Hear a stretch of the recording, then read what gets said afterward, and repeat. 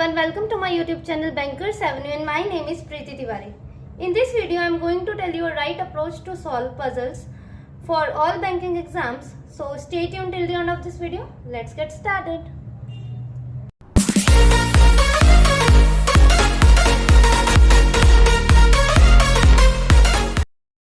ठीक है, स्टार्ट करते हैं अपनी फर्स्ट स्टेटमेंट के साथ. ठीक है, और हिंदी मीडियम वालों के लिए मैंने क्वेश्चन स्क्रीन पर लगा दिया, वहां से रीड कर लीजिए. 9 persons A, C, E, F, G, M, N, O and P give the exam on 3 different months, October, November and December in 3 different dates, 20, 21 and 27 of the same year but not in the same order. G gives exam exactly between M and E. देखो, जब भी ये वाला है ना कि G gives exam between exactly मतलब क्या है कि G और G ने M और E के exactly in between दिया है, मतलब कि एक भी बॉक्स का गैप नहीं है इनके बीच में. ठीक है, एग्जैक्टली इन बिटवीन. और अगर लिखा होता कि बिटवीन एम एंड डी तो इसमें मतलब बॉक्स का गैप हो सकता था, मतलब जितना जी और एम के बीच में होना था जी और ई के बीच में भी उतना ही, पर इन्होंने लिख दिया exactly between M and D, मतलब जी जो है बीचों बीच है एम और ई के. ठीक है, एक भी बॉक्स का गैप नहीं है. 3 persons give the exam between M and P. C gives exam just before A. N is not the last person to give the exam. Less than 1 person give the exam between N and A. देखो, less than 1 person मतलब एक से कम है किसके बीच में, N और A के बीच में. N और A के बीच में एक से भी कम है. एक से भी कम है का मतलब क्या है, N और A जहां भी आएंगे साथ में आएंगे. ठीक है, जहां भी आएंगे साथ में आएंगे. लेस देन 1 का मतलब तो यही हुआ कि N और A जहां भी आएंगे साथ में आएंगे. O gives exam on 21 December. Same number of person give the exam before A and after G respectively. मतलब कि O के पहले जितने हैं, देखिए O के पहले जितने हैं G के बाद भी उतने ही होंगे. सपोज जो के O के पहले अगर 1 पर्सन है तो G के बाद भी एक ही बंदा जाएगा, और O के पहले अगर 2 है तो G के बाद भी 2 होंगे, और अगर इन केस O एंड में है तो G भी हमारा एंड में होगा. ठीक है, चलो बना लेते हैं. इज दिस विजिबल ना? ठीक है, अक्टूबर, नवंबर एंड दिसंबर. तो अक्टूबर क्या है, 20, 21 एंड 27. नवंबर 20, 21, 27. December 20, 21 and 27.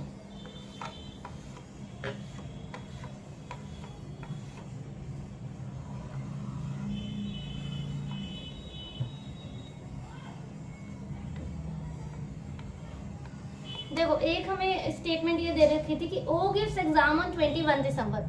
तो O जो है एग्जाम कब दे रहा है, 21 दिसंबर को. तो ठीक है, O एक जगह यहाँ रख लिया, एक जगह यहाँ पे रख लिया, और जितने O के पहले हैं उतने ही G के बाद में हैं. तो देखो, O के पहले से गिनने से अच्छा हम ये भी तो कह सकते हैं कि जितने O के बाद में होंगे उतने ही G के पहले होंगे. ठीक है, ये भी तो बोल सकते हैं ना.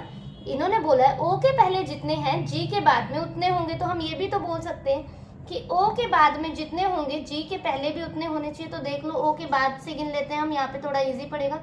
O के बाद कितना है, कितने बंदे हैं, 1 है, तो G के पहले कितने पर्सन होने चाहिए, 1. तो G यहाँ आ गया. इसमें भी O के पहले O के बाद 1 पर्सन है, तो G के पहले भी 1 हो गया. ठीक है, अब देखते हैं क्या बोल रहा है. देखो, G gives exam exactly between M and E.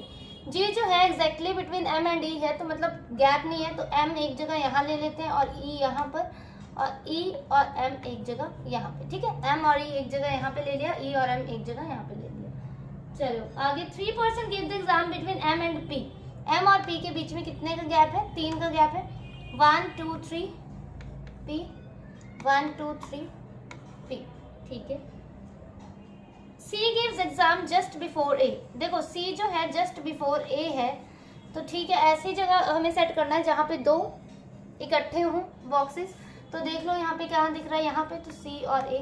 यहाँ पे देखो C और A यहाँ भी आ सकता है, C और A यहाँ भी आ सकता है, पर उसके पहले हम ये वाली लाइन पढ़ते हैं कि N is not the last person to give the exam, तो ठीक है एन यहाँ नहीं आ सकता, इसमें एन यहाँ आ गया, और एन और ए के बीच में एक से कम होने चाहिए, तो यहाँ पे तो 2 हो गए, ये कंडीशन गलत होगी। अब एन यहाँ नहीं आ सकता, एन यहाँ कहीं आ सकता है। देखो सी को यहाँ रखा, ए को यहाँ रखा, तो एन यहाँ आ सकता है, सी ए एन, ठीक है। देखो सी यहाँ, ए यहाँ और एन यहाँ, तो ठीक है लेस द ए और एन एडजेसेंट में आने चाहिए, 2 बॉक्सेस उनके लिए इकट्ठे चाहिए थे, मैंने बताया था, ठीक है। तो मतलब ए और एन आ सकता है, ठीक है। पर अगर मैंने सी को यहाँ रखा, ए को यहाँ, तो एन यहाँ आ जाएगा और एन और ए के बीच में 1% का गैप हो जाएगा, जो कि पॉसिबल नहीं है।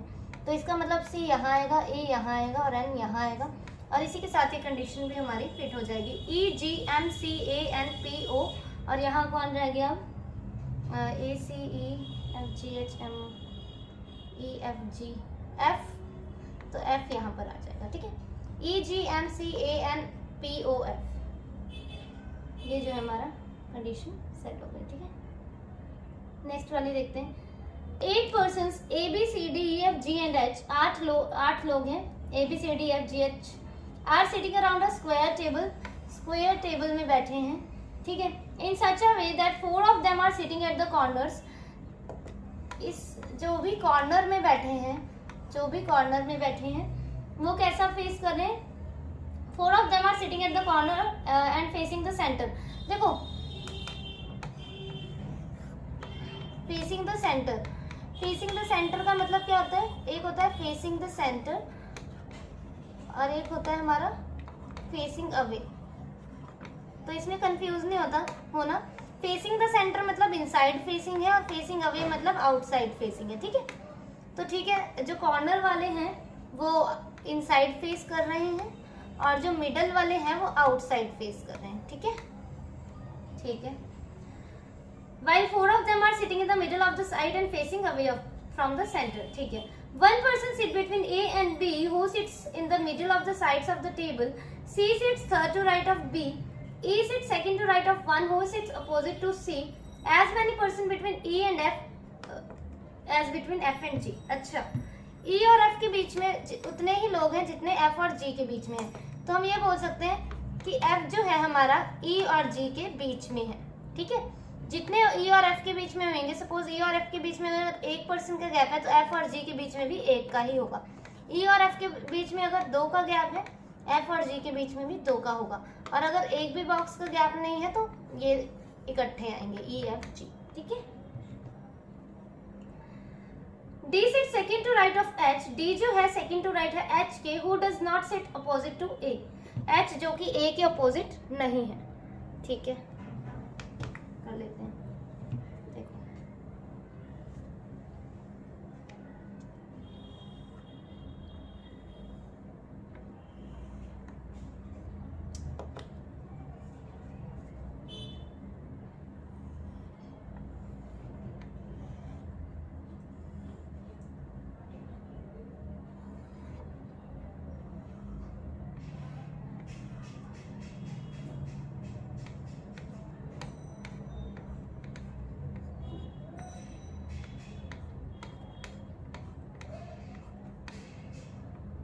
मिडल वाले कैसे फेस कर रहे थे, इनसाइड, तो ठीक है इनसाइड कर देते हैं इसे।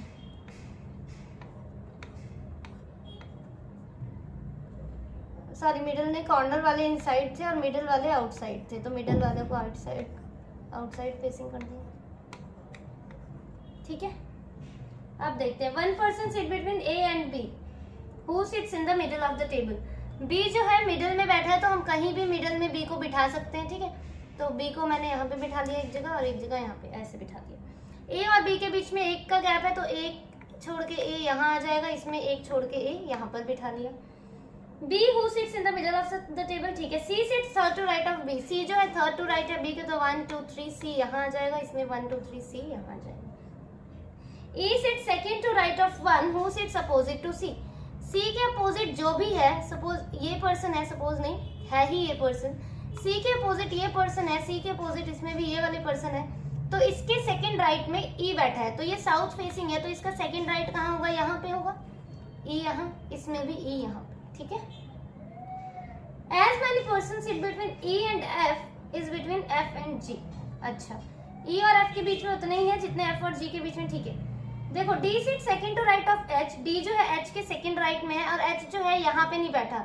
H does not sit opposite to A, H A के अपोजिट नहीं है और एच जो है देखो डी के सेकंड राइट में है एच, ठीक है, डी के सेकंड राइट में है एच। देखो एच यहाँ नहीं आ सकता तो कहाँ आ सकता है, देखो एक ये जगह बच रही है एच के लिए और एक ये जगह है, तो ठीक है।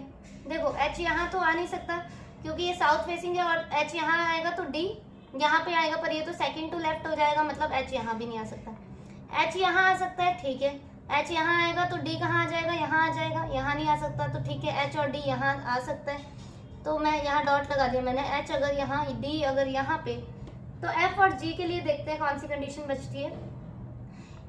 एफ और जी के लिए देखो यही, एफ यहाँ या तो फिर यहाँ, अगर एफ यहाँ रखूंगी तब भी जी यहाँ पे आ जाएगा। देखो ई एफ जी, एफ यहाँ रखेंगे क्योंकि ई एफ जी ऐसे चाहिए ना हमें बीच में एफ, तो ई और एफ के बीच में एक का भी गैप नहीं होगा, एफ और जी के बीच में एक का गैप हो जाएगा तो नहीं चल पाएगा, मतलब एच और डी यहाँ नहीं आ सकते। एच और डी की कंडीशन अब देखते हैं। देखो एच अगर यहाँ रखेंगे तो D seat second to right of H, तो भी पॉसिबल नहीं है, डी यहाँ नहीं आ सकता, तो इसमें यहीं रख सकते थे, डी यहाँ एच यहाँ, और अब ये एफ यहाँ नहीं आ सकता क्योंकि एफ तो जी के बीच में आएगा ई और जी के, तो एफ यहाँ आ गया, जी यहाँ, और ये कंडीशन इसी के साथ गलत होगी। क्यों?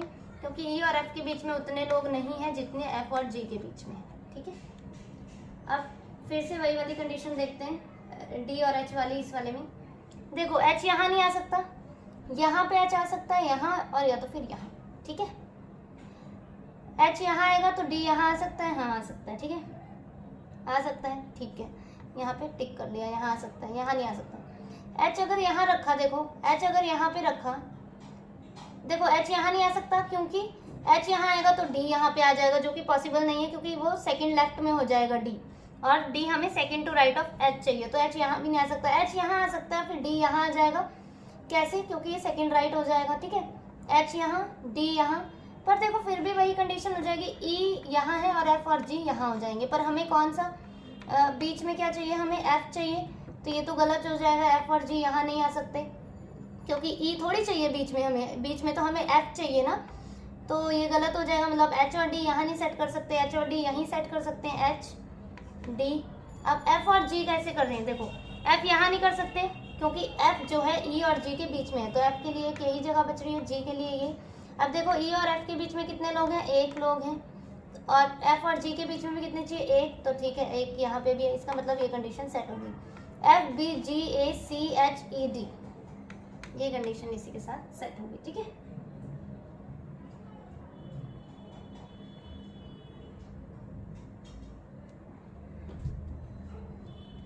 बाकी एक दो दिन में देखते हैं ना, मैराथन ले आते हैं, मैराथन क्लास, ठीक है,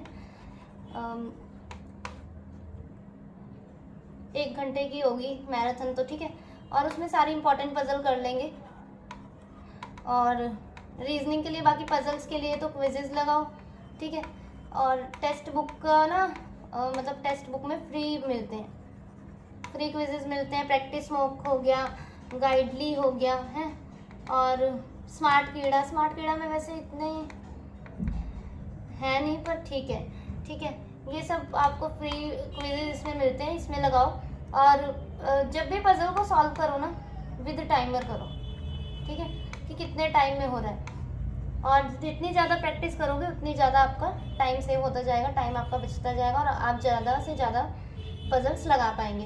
and you can join my Telegram channel, आप ज्वाइन कर सकते हैं मेरा टेलीग्राम चैनल, बैंकर्स एवेन्यू से है, ठीक है, बैंकर्स एवेन्यू से है, उसमें ना मैंने बहुत इंपॉर्टेंट PDF भेजी है।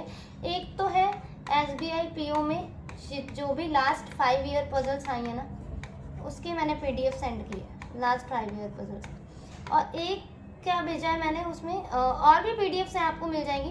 कंप्लीट पैक ऑफ बैंकिंग का है, कंप्लीट पैक ऑफ बैंकिंग करके है, उसमें सिर्फ रीजनिंग ही सेक्शन नहीं है, उसमें रीजनिंग भी है, इंग्लिश भी है, मैथ्स भी है, फाइनेंशियल अवेयरनेस भी है, ठीक है, इतना है उसमें, और 100+ क्वेश्चन ही है सब में 100+ क्वेश्चन है, तो इसको ज़रूर डाउनलोड कर लेना, SBI PO की जो मैंने लास्ट 5 ईयर पजल्स की PDF जो सेंड किया ना, उससे आप पक्का प्रैक्टिस कर लेना। जो भी इसमें पजल्स है ना वो सारी लगा लेना, ठीक है। और ठीक है, okay, thank you for watching the video.